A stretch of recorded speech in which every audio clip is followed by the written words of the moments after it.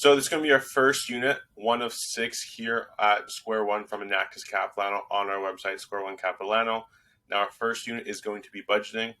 I'm just going to do a quick overview of all the kind of learning objectives we're going to be going throughout the whole course of the 6 units.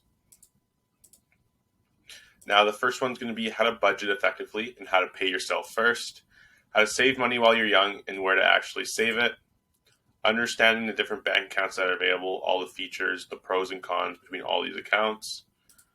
Lastly, we're going to talk about building and managing good credit and the basic fundamentals of income taxes.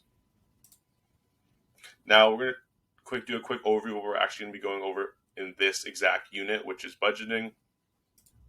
We're going to talk about how to budget, why it's important to budget, methods of tracking money, how to complete a budget, and moving on, the first activity for this unit is going to be the Uber simulation. I have the link on the slide right here, but also linked on our website is going to be the link to this game.